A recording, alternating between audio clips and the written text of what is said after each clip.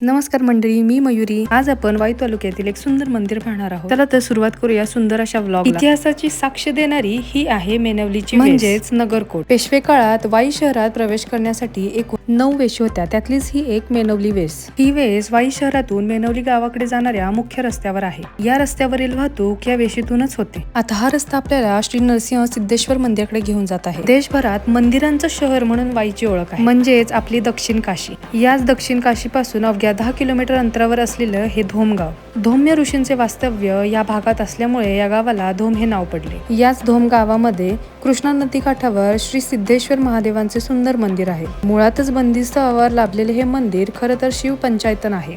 मंदिराच्या सभोवताली पेशवेकालीन तटबंदी आहे, तसेच भले मोठे प्रवेशद्वार देखील आहे. एकसंध पाषाणामध्ये उभारलेले हे मंदिर आहे. पाषाणात कोरलेली सुबक आणि रेखीव कला ही अक्षरशः अवाक करते. सुंदर प्रवेशद्वार व तटबंदी असलेले हे मंदिर एखाद्या किल्ल्याप्रमाणेच भासते. चला तर मग या मंदिरातील सुंदर कलाकुसर पाहूया.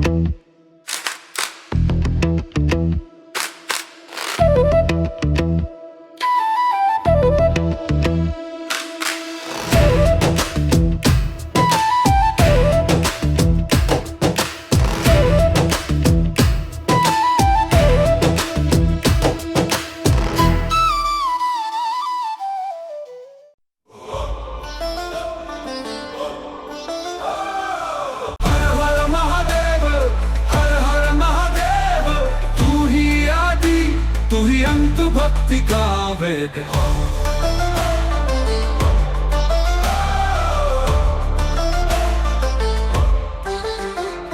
नंदी की सवारी तू, बैल का साथी तू, त्रिशूल लेकर नाचे कैलाश की छाँव में तू।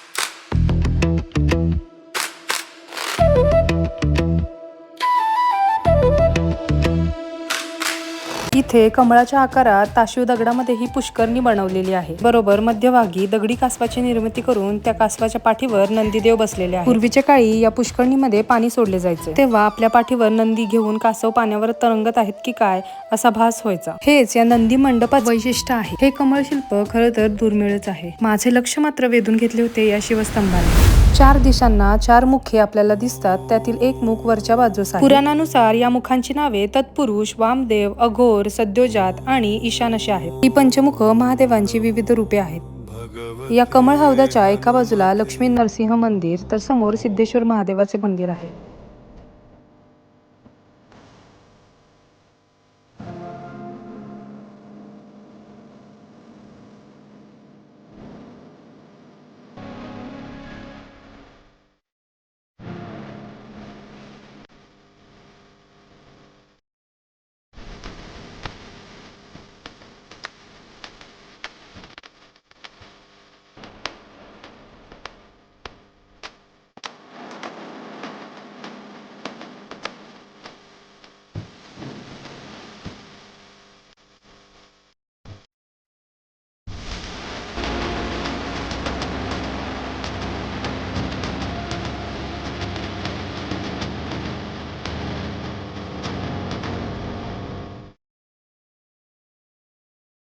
या शिवपंचायतनामध्ये प्रदक्षिणा मार्गावर सूर्य, गणपती, महालक्ष्मी आणि विष्णू या देवतांची छोटी छोटी सुंदर रेखीव मंदिरे उभारली आहेत. मंदिराच्या पाठीमागेच नागदेवता आहे. या मंदिराचे पाषाणी नक्षीकाम मराठा स्थापत्य शैलीचे उत्तम उदाहरण आहे. या संपूर्ण बांधकामात सागवानी लाकडाचा वापर करण्यात आला आहे.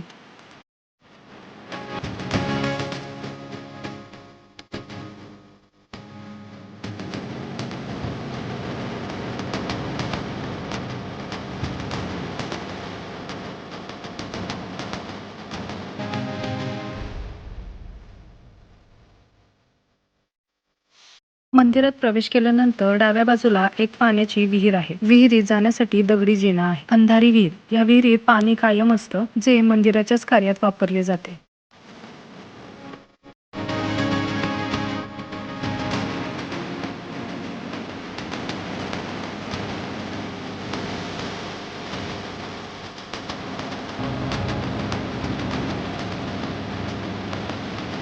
या दोन्ही बाजूच्या दरवाजातून डायरेक्ट घाटावर जाता येते. शासनाने कृष्णा नदीच्या पाण्याचा प्रवाह बदलल्यामुळे पूर्ण नदी पात्र आता जलपर्णींनी भरलेले आहे. चला पुन्हा भेटूयात एका नवीन व्लॉगमध्ये. तोपर्यंत टाटा बाय बाय.